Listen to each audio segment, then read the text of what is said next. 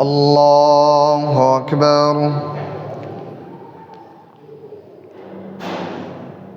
الحمد لله رب العالمين الرحمن الرحيم مالك يوم الدين إياك نعبد وإياك نستعين اهدنا الصراط المستقيم صراط الذين أنعمت عليهم غير المغضوب عليهم ولا الضالين.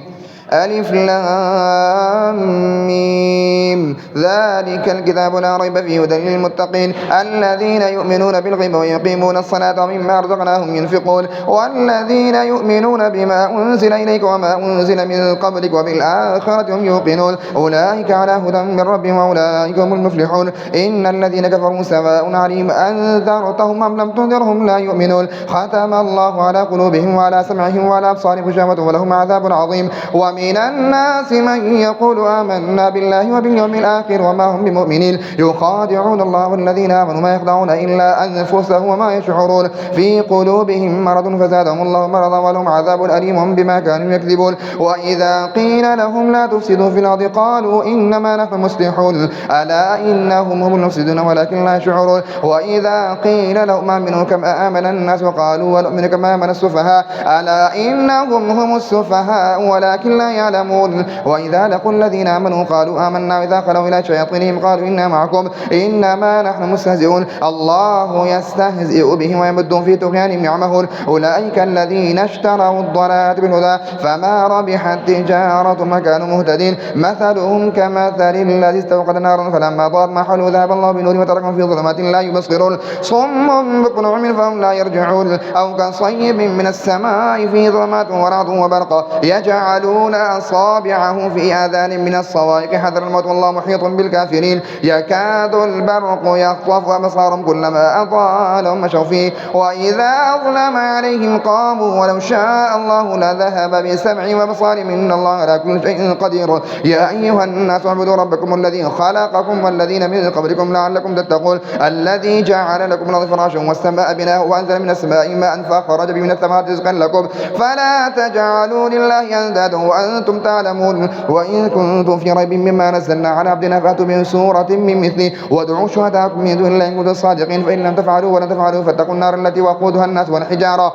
أعدت للكافرين وبشر الذين آمنوا وعملوا الصالحات أن لهم جنات تجري من تحتها الأنهار كلما رزقوا منها من ثمرة رزقا قالوا هذا الذي رزقنا من قبل وأوتوا به متشابها ولهم فيه أزواج مطهرة وهم فيها خالدون. إن الله لا يستحي أن يضرب مثلا ما بعوضة فما فوقها فأما الذين آمنوا فيعلمون أنه الحق من ربهم وأما الذين كفروا فيقولون ماذا أراد الله بهذا مثلا يضل به كثيرا ويهدي به كثيرا وما يضل به للفاسقين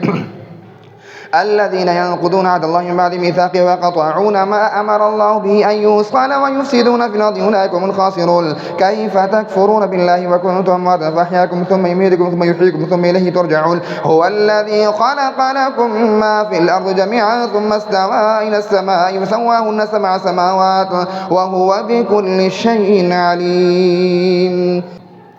وإذ قال ربك للملائكة إني جاعل في الأرض خليفة قالوا أتجعل فيها من يفسد فيها ويسفك الدماء ونحن نسبح بحمدك ونقدس لك قال إني أعلم ما لا تعلمون. وعلم آدم الأسماء كلها ثم عرضهم على الملائكة فقال أنبئوني بأسماء هؤلاء إن كنتم صادقين قالوا سبحانك لا علم لنا إلا ما علمتنا إنك أنت العليم الحكيم. قال يا آدم أنبئهم بأسمائهم فلما أنبأهم بأسمائهم قال ألم أقل لكم إني أعلم غيب السماوات والأرض ما تبدون ما كنتم تكتمون. وإذ قلنا للملائكة اسجدوا لآدم فسجدوا إلا إبليس أبى واستكبر وكان من الكافرين. وقلنا يا آدم اسكن أنت وزوجك الجنة وكلا منها رغدا حيث شئتما ولا تقربا هذه الشجرة فتكونا من الظالمين فأزلهما الشيطان عنها فأخرجهما مما كان فيه وقلنا اهبطوا بعضكم لبعض عدو ولكم في الأرض مستقر ومتاع إلى حين. فتلقى آدم من ربه كلمات فتاب عليه إنه هو التواب الرحيم.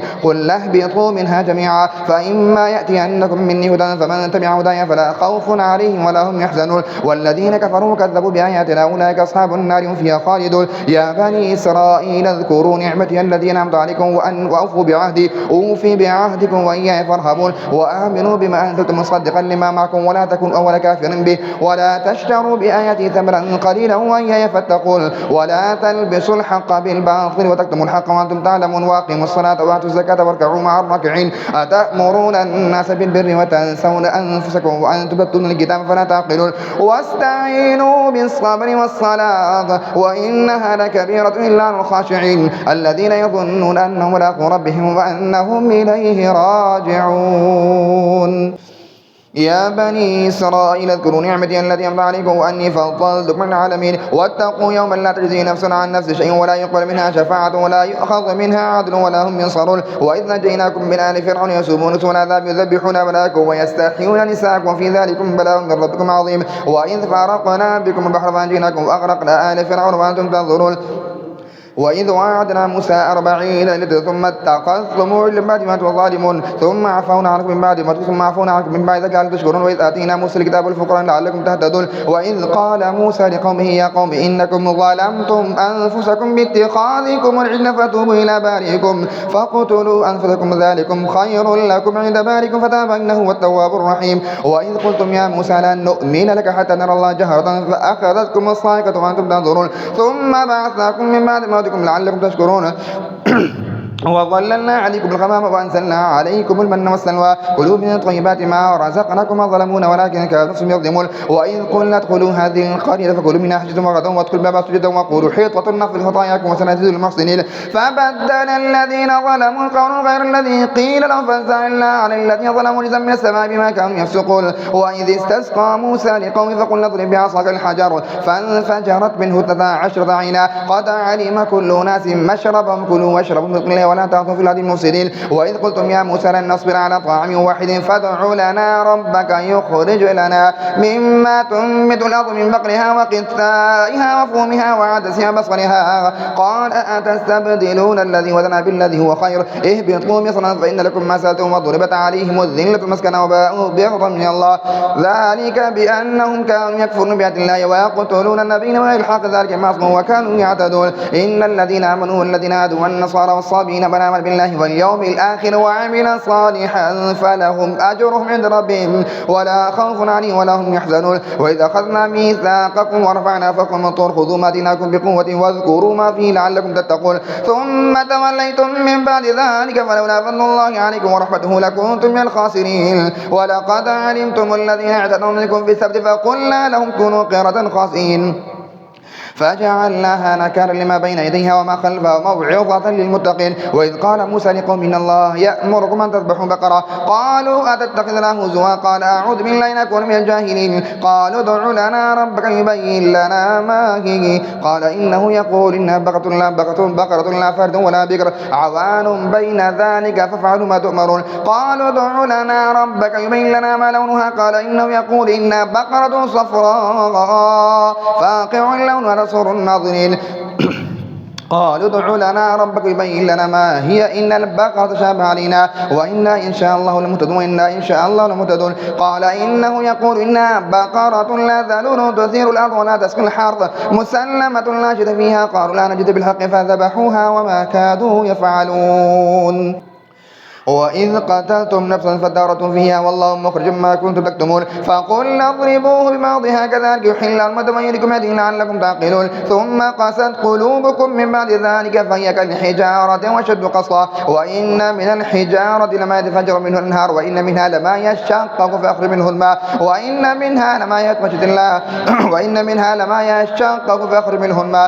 منها لما يهبط من خشية الله والله بصير عما تعملون. أفتطمعون أن يؤمنوا لكم وقد كان فريق منهم يسمعون كلام الله ثم يحرفون من بعد ما عقلوه هم يعلمون. وإذا لقوا الذين آمنوا قالوا آمنا وإذا خلا بعضهم إلى بعض قالوا أتحدثونهم بما فتح الله عليكم ليحاجوكم به عند ربكم فلا تعقلون. أولا يعلمون أن الله يعلم ما يسرون وما يعلنون ومنهم من لا يعلم إلا ما منهم لا يظنون. فويل للذين يكتبون كتابا ثم يقولون هذا من عند الله اشتروا به ثمنا قليلا فويل لهم مما كتبت أيديهم وويل لهم مما يكسبون. وقالوا لن تمسنا النار إلا أيام معدودة قل اتخذتم عند الله عهدا فلن يخلف الله لم تقولوا على الله ما لا تعلمون. بلى من كسب سيئة وحاطت به خطيئته فأولئك أصحاب النار هم فيها خالدون. والذين آمنوا وعملوا الصالحات أولئك أصحاب الجنة هم فيها خالدون.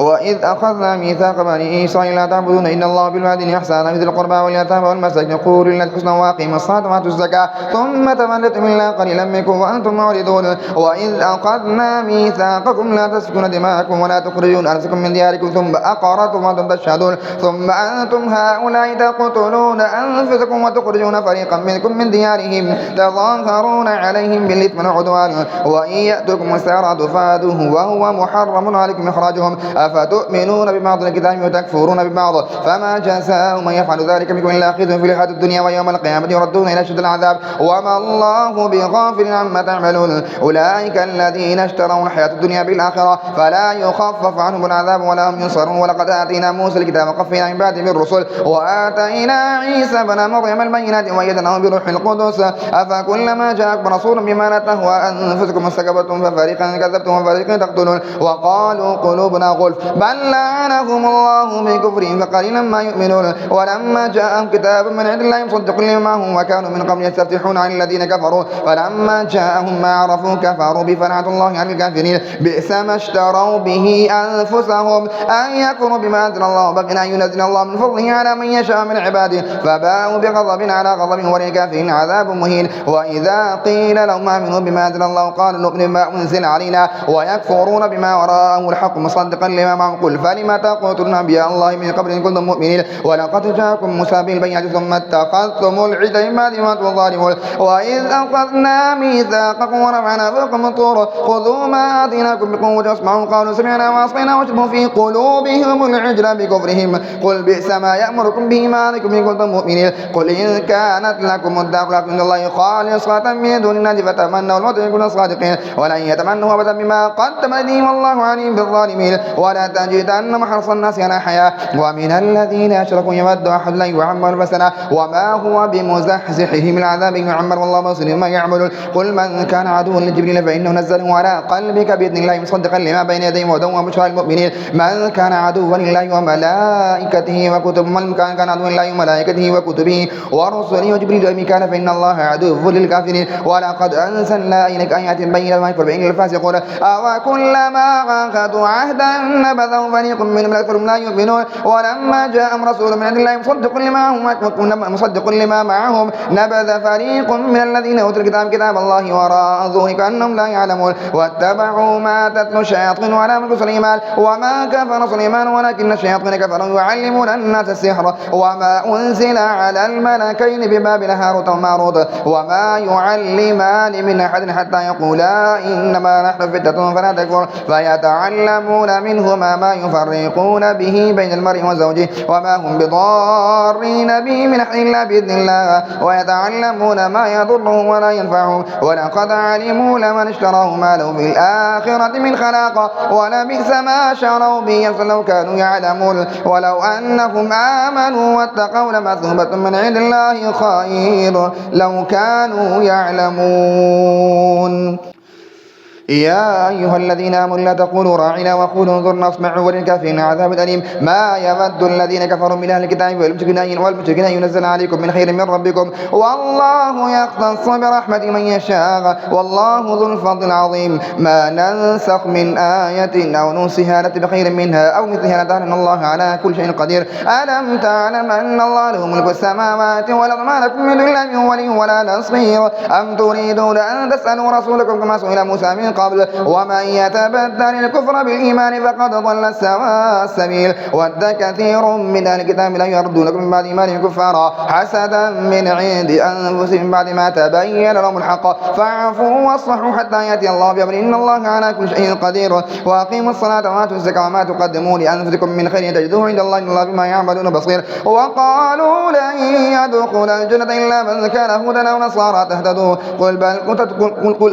وقالوا كونوا هودا ونصارى تهتدوا قل بل من إبراهيم وقالوا كونوا هودا ونصارى تلك أمانيهم قل هاتوا برهانكم إن كنتم صادقين بلى من أسلم وجهه لله وهو محسن فله أجره عند ربه ولا خوف عليهم ولا هم يحزنون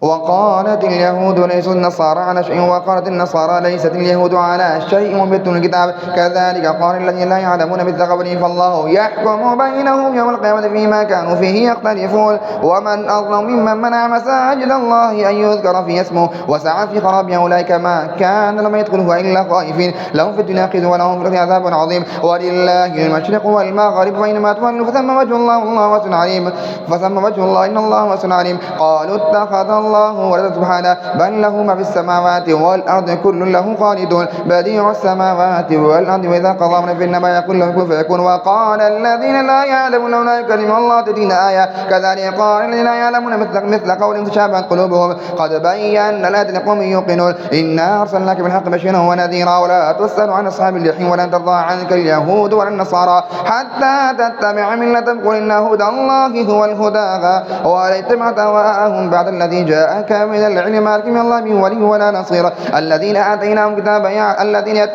الذين آتيناهم الكتاب يتلون حق تلاوته أولئك يؤمنون به ومن يكفر به فأولئك هم الخاسرون يا بني إسرائيل اذكروا نعمتي التي أنعمت عليكم وأني فضلتكم على العالمين واتقوا يوما لا تجزي نفس عن نفس شيء ولا يقبل منها عدل ولا تنفعها شفاعة ولا هم ينصرون وإذ ابتلى إبراهيم ربه بكلماته فأتمهن قال إني جاعلك للناس إماما قال ومن ذريتي قال لا ينال عهد الظالمين وإذ جعلنا البيت مثابة للناس وأمنا واتخذوا من مقام إبراهيم مصلى وعهدنا إلى إبراهيم وإسماعيل أن طهر بيتي الطائفين والعاكفين والركع السجود وإذ قال إبراهيم رب اجعل هذا بلدا آمنا وارزق أهله من الثمرات من آمن بالله واليوم الآخر قال ومن كفر فمتعه قليلا ثم اضطر إلى عذاب النار وبئس المصير وإذ يرفع إبراهيم القواعد من البيت وإسماعيل ربنا تقبل منا إنك أنت السميع العليم ربنا وجعلنا مسلمين لك ومن ذريتنا أمة مسلمة لك وأرنا مناسكنا وتب علينا إنك أنت التواب الرحيم ربنا وبعث فيهم رسولا منهم يتلو عليهم آياتك ويزكيهم ويعلمهم الكتاب والحكمة ويزكيهم إنك أنت العزيز الحكيم ومن يرغب عن ملة إبراهيم إلا من سفه نفسه ولقد اصطفيناه في الدنيا وإنه في الآخرة لمن الصالحين إذ قال له ربه أسلم قال أسلمت لرب العالمين ووصى بها إبراهيم بنيه يعقوب يا بني إن الله اصطفى لكم الدين فلا تموتن إلا وأنتم مسلمون أم كنتم شهداء إذ حضر يعقوب الموت إذ قال لبنيه ما تعبدون من بعدي قالوا نعبد إلهك وإله آبائك إبراهيم وإسماعيل وإسحاق إله واحدا ونحن له مسلمون تلك أمة قد خانت لها ما كسبت ولكم ما كسبتم ولا تسألون عما كانوا يعملون وقالوا كونوا هودا ونصارى تهتدوا قل بل ملة إبراهيم حنيفا ما كان من المشركين قولوا آمنا بالله وما أنزل إلينا وما أنزل إلى إبراهيم وإسماعيل وإسحاق ويعقوب والأسباط وما أوتي موسى وعيسى وما أوتي النبيون من ربهم لا نفرق بين أحد منهم ونحن له مسلمون فإن آمنوا بمثل ما آمنتم به فقد اهتدوا وإن تولوا فإنما هم في شقاق فسيكفيكهم الله وهو السميع العليم صبغة الله ومن أحسن من الله صبغة ونحن له عابدون قل أتحاجوننا في الله وهو ربنا وربكم لنا أعمالنا ولكم أعمالكم ونحن له مخلصون أم تقولون إن إبراهيم وإسماعيل وإسحاق ويعقوب والأسباط كانوا هودا ونصارى قل أنتم أعلم أم الله ومن أظلم ممن كتم شهادة عنده من الله وما الله بغافل عما تعملون تلك أمة قد خلت لها ما كسبت ولكم ما كسبتم ولا تسألون عما كانوا يعملون سيقول السفهاء من الناس ما ولاهم عن قبلتهم التي كانوا عليها قل لله المشرق والمغرب يهدي من يشاء إلى صراط مستقيم وكذلك جعلناكم أمة وسطا لتكونوا شهداء على الناس ويكون الرسول عليكم شهيدا وما جعلنا القبلة التي كنت عليها إلا لنعلم من يتبع الرسول ممن ينقلب على عقبيه وإن كانت لكبيرة إلا على الذين هدى الله وما كان الله ليضيع إيمانكم إن الله بالناس لرؤوف رحيم قد نرى تقلب وجهك في السماء فلنولين قبلة قبلة ترضاها فول وجهك شطر المسجد الحرام وحيث ما كنتم فولوا وجوهكم شطره وإن الذين أوتوا الكتاب لا يعلمون أن الحق من ربهم الله غافل عما يعملون ولئن أتيت الذين أوتوا الكتاب بكل آية ما تبعوا قبلتك وما أنت بتابع قبلتهم وما بعضهم بتابع قبلة بعض ولئن اتبعت أهواءهم من بعد ما جاءك من العلم إنك إذا لمن الظالمين الذين آتيناهم كتابا يعرفونه كما يعرفون أبناءهم وإن فريقا منهم لا يكتمون الحق وهم يعلمون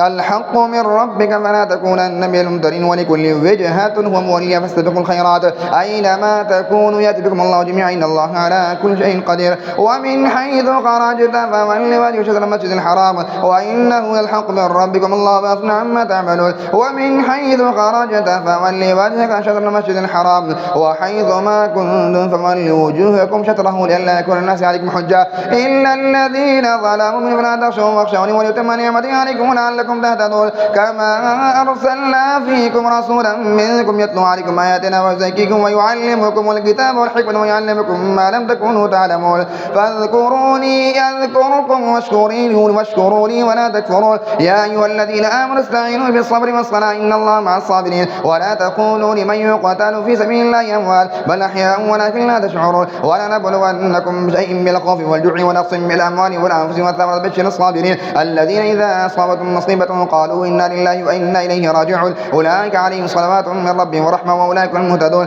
إن الصفا والمروة من شعائر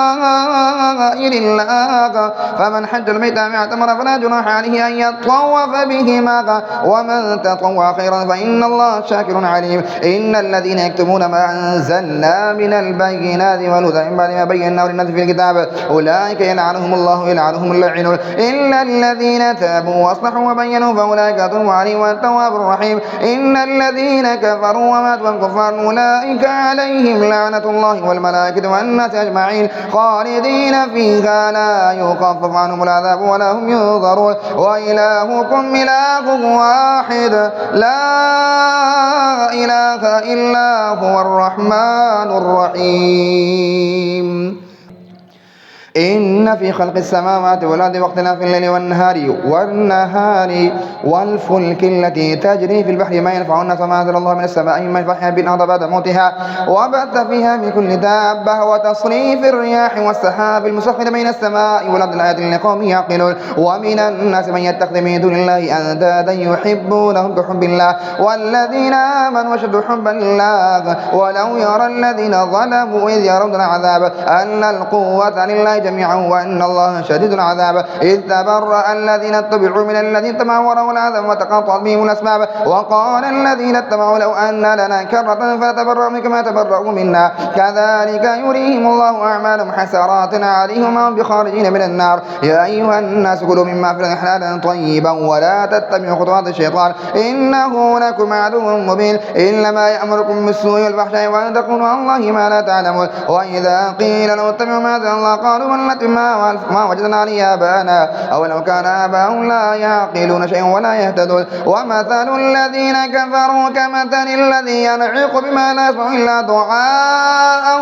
ونداء صم بكم عمي فهم لا يعقلون يا أيها الذين آمنوا كلوا من طيبات ما رزقناكم واشكروا لله إن كنتم إياه تعبدون إنما حرم عليكم الميتة والدم ولحم الخنزير ما أهل من غير الله فمن اضطر غير باغ ولا عاد فلا إثم عليه إن الله غفور رحيم إن الذين يكتمون ما أنزل الله من الكتاب يشترون به ثمنا قليلا أولئك ما يأكلون في بطونهم إلا النار ولا يكلمهم الله يوم القيامة ولا يزكيهم ولهم عذاب أليم أولئك الذين اشتروا الضلالة بالهدى والعذاب بالمغفرة فما أصبرهم على النار ذلك بأن الله نزل الكتاب بالحق وإن الذين اختلفوا في الكتاب لفي شقاق بعيد ليس البر أن تولوا وجوهكم من قبل المشرق والمغرب ولكن البر من آمن بالله واليوم الآخر والملائكة والكتاب والنبيين وآتى المال على حبه ذوي القربى واليتامى والمساكين وابن السبيل والسائلين وفي الرقاب وأقام الصلاة وآتى الزكاة والموفون بعهدهم إذا عاهدوا والصابرين في البأساء والضراء وحين البأس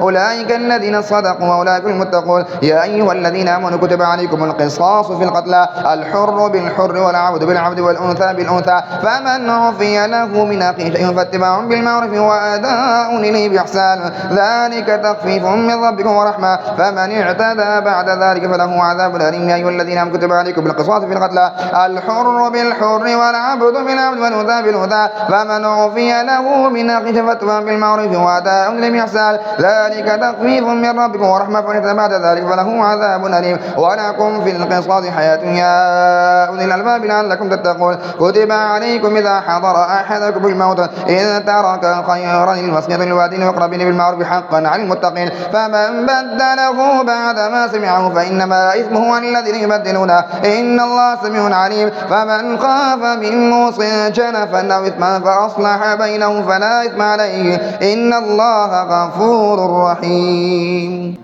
يا أيها الذين آمنوا كتب عليكم الصيام كما كتب على الذين من قبلكم لعلكم تتقون أياما معدودات فمن كان منكم مريضا أو على سفر فعدة من أيام أخر وعلى الذين يطيقونه فدية طعام مسكين فمن تطوع خيرا فهو خير له وأن تصوموا خير لكم إن كنتم تعلمون شهر رمضان الذي أنزل فيه القرآن هدى للناس وبينات من هدى والفرقان فمن شهد منكم الشهر فليصوم ومن كان مريضا أو على سفر فعدة من أيام أخر يريد الله بكم اليسر ولا يريد بكم العسر ولتكملوا العدة ولتكبروا الله على ما هداكم ولعلكم تشكرون وإذا سألك عبادي عني فإني قريب أجيب دعوة الداع إذا دعاني فليستجيبوا لي وليؤمنوا بي لعلهم يرشدون أحل لكم ليلة الصيام الرفث إلى نسائكم هن لباس لكم وأنتم لباس لهن علم الله أنكم كنتم تختانون أنفسكم فتاب عليكم وعفى عنكم فالآن باشروهن وابتغوا ما كتب الله لكم وكلوا واشربوا حتى يتبين لكم الخيط الأبيض من الخيط الأسود من الفجر ثم أتموا الصيام إلى الليل ولا تباشروهن وأنتم عاكفون في المساجد تلك حدود الله فلا تقربوها كذلك بين الله آيات الناس لعلهم يتقون ولا تأكلوا أموالكم بينكم بالباطل وتدلوا بها إلى الحكام لتأكلوا فريقا من أموال الناس بالإثم وأنتم تعلمون يسألونك عن الأهلة قل هي مواقيت للناس والحج وليس البر بأن تأتوا البيوت من ظهورها ولكن البر من اتقى وأتوا البيوت من أبوابها واتقوا الله لعلكم تفلحون وقاتلوا في سبيل الله واعلموا أن الله سميع عليم من ذا الذي يقرض الله قرضا حسنا فيضاعف له ضعفا وقاتلوا في سبيل الله الذين يقاتلونكم ولا تعتدوا إن الله لا يحب المعتدين وقتلوهم حيث ثقفتموهم واخرجوهم من حيث أخرجوكم والفتنة أشد من القتل ولا تقاتلوهم عند المسجد الحرام حتى يقاتلوكم فيه فإن قاتلوكم فاقتلوهم كذلك جزاء الكافرين فإن انتهوا فإن الله غفور رحيم وقاتلوهم حتى لا تكون فتنة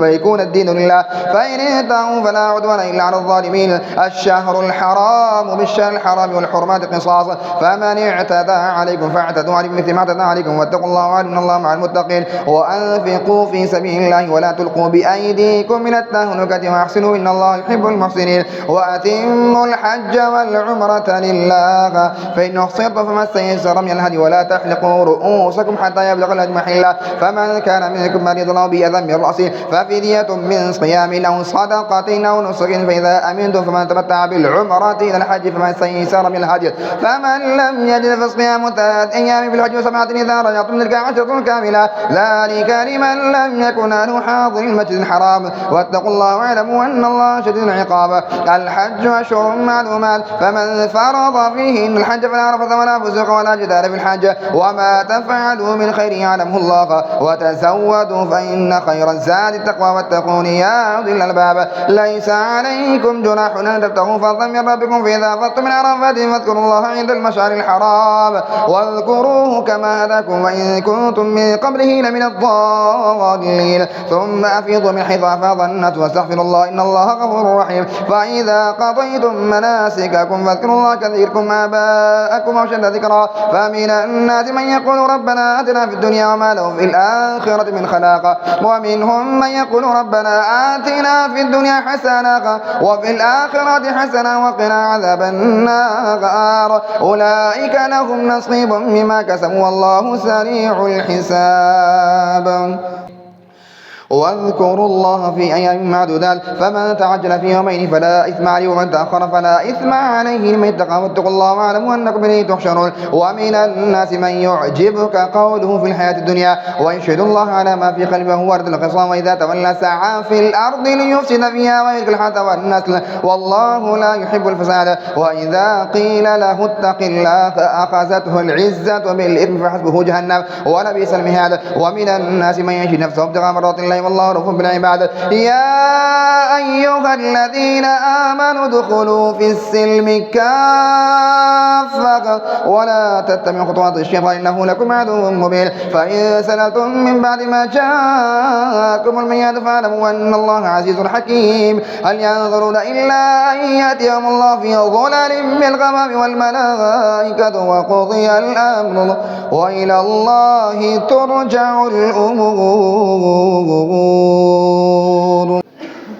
سل بني إسرائيل كما آتيناهم من آية بينة ومن يبدل نعمة الله من بعد ما جاءته فإن الله شديد العقاب. زين للذين كفروا الحياة الدنيا يسخرون من الذين آمنوا والذين اتقوا فوقهم يوم القيامة والله يرزق من يشاء بغير حساب. كان الناس أمة واحدة فبعث الله النبيين مبشرين ومنذرين وأنزل معهم الكتاب الحق ليحكم بين الناس فيما اختلفوا فيه وما اختلف فيه إلا الذين أوتوا من بعد ما جاءتهم البينة بغيا بينهم فهدى الله الذين آمنوا لما اختلفوا فيه بالحق بإذنه والله يهدي من يشاء إلى صراط مستقيم. أم حسبتم أن تدخلوا الجنة ولما يأتكم مثل الذين خلوا من قبلكم مستهم البأساء والضراء وزلزلوا حتى يقول الرسول والذين آمنوا معه متى نصر الله ألا إن نصر الله قريب. يسألونك ماذا ينفقون قل ما أنفقتم من خير فللوالدين والأقربين واليتامى والمساكين وابن السبيل وما تفعلوا من خير فإن الله به عليم. كتب عليكم القتال وهو كره لكم وعسى أن تكرهوا شيئا وهو خير لكم وعسى أن تحبوا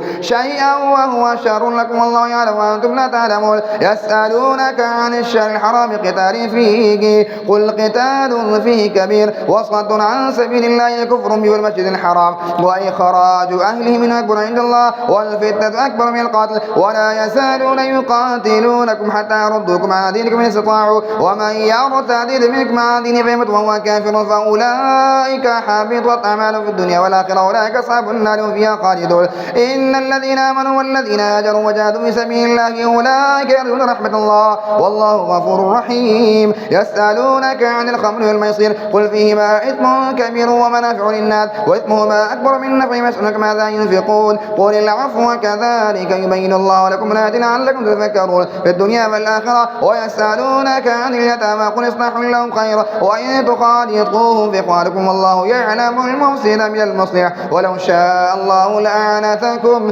إن الله عزيز حكيم. ولا تنكحوا المشركات حتى يؤمن ولأمة مؤمنة خير من مشركة ولو أعجبتكم ولا تنكحوا المشركين حتى يؤمنوا ولعبد مؤمن خير من مشرك ولو أعجبكم أولئك يدعون إلى النار والله يدعو إلى الجنة والمغفرة بإذنه ويبين آياته للناس لعلهم يتذكرون. يسألونك عن المحيض قل هو أذى فاعتزلوا النساء في المحيض ولا تقربوهن حتى يطهرن فإذا تطهرن فأتوهن من حيث أمركم الله إن الله يحب التوابين ويحب المتطهرين. نساؤكم حرث لكم فأتوا حرثكم أن شئتم وقدموا لأنفسكم واتقوا الله واعلموا أنكم ملاقوه. وبشر المؤمنين ولا تجعلوا الله عرضا لأيمانكم أن تبروا وتتقوا وتصلحوا بين الناس والله سميع عليم. لا يؤاخذكم الله باللغو في أيمانكم ولكن يؤاخذكم بما كسبت قلوبكم والله غفور حليم. للذين يؤلون من نسائهم تربص 4 أشهر فإن الله غفور رحيم. وإن عزموا الطلاق فإن الله سميع عليم. والمطلقات يتربصن بأنفسهن 3 قروء ولا يحل لهن أن يكتمن ما خلق الله في أرحامهن إن كن يؤمن بالله واليوم الآخر وبعولتهن حق بردهن في ذلك إن أرادوا إصلاحا ولهن مثل الذي عليهن بالمعروف وللرجال عليهن درجة والله عزيز حكيم. الطلاق مرتان فإمساك بمعروف أو تسريح بإحسان ولا يحل لكم أن تأخذوا مما آتيتموهن شيئا إلا يخاف أن لا يقيم حدود الله فإن خفتم أن لا يقيم حدود الله فلا جناح عليهما فيما افتدت به تلك حدود الله فلا تعتدوها ومن يتعد حدود الله فأولئك هم الظالمون فإن طلقها فلا تحل له من بعد حتى تنكح زوجا غيره فإن طلقها فلا جناح عليهما أن يتراجعا إن ظنا أن يقيما حدود الله وتلك حدود الله يبينها لقوم يعلمون وإذا طلقتم النساء فبلغن أجلهن فامسكوهن بمعروف فصرحوهن بمعروف ولا تمسكوهن ضرارا لتعتدوا ومن يفعل ذلك فقد ظلم نفسه ولا تتخذوا آيات الله هزوا واذكروا نعمة الله عليكم وما أنزل عليكم من الكتاب والحكمة يعظكم به واتقوا الله واعلموا أن الله بكل شيء عليم وإذا طلقتم النساء فبلغن أجلهن فلا تعضلوهن أن ينكحن أزواجهن إذا تراضوا بينهم بالمعروف ذلك يوعظ به من كان منكم يؤمن بالله واليوم الآخر ذلكم مسكن لكم واتقوا الله يعلم وأنتم لا تعلمون والوالدات يرضعن أولادهن حولين كاملين لمن أراد أن يتم الرضاعة وعلى المولود له رزقهن وكسوتهن بالمعروف لا تكلف نفس إلا وسعها لا تضار والدة بولدها ولا مولود له بولده وعلى الوالد مثل ذلك فإن أراد في إصغار راض منهما وتشاء فلا جناح عليهما وإن أردتم أن تستمتعوا أولادكم فلا جناح عليكم إذا سلمتم ما آتيتم بالمعروف واتقوا الله واعلموا أن الله بما تعملون بصير والذين يتوفون منكم يذرون أزواجا يتربصن بأنفسهن 4 أشهر و10 فإذا بلغن أجلهن فلا جناح فيما فعلن في أنفسهن من معروف والله عزيز حكيم وللمطلقات متاع بالمعروف حقا على المتقين والذين توفونكم يذرون أزواجا يتربصن بأنفسهن 4 أشهر و10 فإذا بلغن أجلهن فلا جناح فيما فعلن في أنفسهن بالمعروف والله بما تعملون خبير ولا جناح عليكم فيما عرضتم به خطبات النساء واقنطوا في أن علم الله أنكم ستذكرونهن ولكن لا تواعدون سرا إلا تقولوا قولا معروفا ولا تعزموا عقدة النكاح حتى يبلغ الكتاب أجله واعلموا أن الله يعلم ما في أنفسكم فاحذروا واعلموا أن الله غفور حليم لا جناح عليكم إن طلقتم النساء ما لم تمسوهن وتفرضوا لهن فريضة ومتعوهن على الموسع قدره وعلى المقتر قدره متاعا بالمعروف حقا على المحسنين وإن طلقتموهن من قبل أن تمسوهن وقد فرضتم لهن فريضة فنصف ما فرضتم إلا أن يعفون أو يعفو الذي بيده عقدة النكاح وأن تعفوا أقرب للتقوى ولا تنسوا الفضل بينكم إن الله بما تعملون بصير حافظوا على الصلوات والصلاة الوسطى وقوموا لله قانتين فإن خفتم رجالا أو ركبانا فإذا منهم فاذكروا الله كما علمكم ما لم تكونوا تعلمون والذين يتوفون منكم يذرون أزواجا وصية لأزواجهم متاعا إلى الحول غير إخراج فإن خرجن فلا جناح عليهما فعلن في أنفسنا من معروف والله عزيز حكيم وللمطلقات متاع بالمعروف حقا على المتقين كذلك يبين الله لكم آياته لعلكم تعقلون ألم تر إلى الذين خرجوا من ديارهم وهم حذر الموت فقال لهم الله موتوا ثم أحياهم إن الله لذو فضل على الناس ولكن أكثر الناس لا يشكرون وقالوا في سبيل الله ويعلمون أن الله سميع عليم من ذا الذي يقرض الله قرضا حسنا فيضاعف له أضعافا كثيرا والله يقبض ويبسط وإليه ترجعون ألم تر إلى الملأ من بني إسرائيل من بعد موسى إذ قالوا لنبي لهم ابعث لنا ملكا نقاتل في سبيل الله قال هل عسيتم إن كتب عليكم القتال وألا تقاتلوا قالوا وما لنا ألا نقاتل في سبيل الله وقد أخرجنا من ديارنا وأبنائنا فلما كتب عليهم القتال تولوا إلا قليلا منهم الله عليم بالظالمين وقال لهم نبيهم إن الله قد بعث لكم طالوت ملكا قالوا أن يكون له الملك علينا ونحن أحق بالملك منه ولم تسعة من المال قال إن الله اصطفاه عليكم وزاده بسطة في العلم والجسم والله يؤتي ملكه من يشاء والله واسع عليم وقال لهم نبيهم إن آية ملكه أن يأتيكم التابوت فيه سكينة من ربكم وبقية مما ترك آل موسى وآل هارون تحمله الملائكة إن في ذلك لآية لكم إن كنتم مؤمنين فلما فصل طالوت بالجنود قال إن الله مبتليكم بنهر فمن شرب منه في سبيل ومن لم يطعم فإنه مني إلا من اغترف غرفة بيده فشربوا إلا قليلا منهم فلما جاوزه هو والذين آمنوا معه قالوا لا طاقة لنا اليوم بجالوت وجنوده قال الذين يظنون أنهم ملاقوا الله كم من فئة قليلة غلبت فئة كثيرة بإذن الله والله مع الصابرين. ولما برزوا لجالوت وجنوده قالوا ربنا أفرغ علينا صبرا وثبت أقدامنا وانصرنا على القوم الكافرين فهزموهم بإذن الله وقتل داود جالوت وآتاه الله الملك والحكمة وعلمه مما يشاء ولولا دفع الله الناس بعضهم ببعض لفسدت الأرض ولكن الله ذو فضل على العالمين. تلك آيات الله نتلوها عليك بالحق وإنك لمن المرسلين. الله أكبر.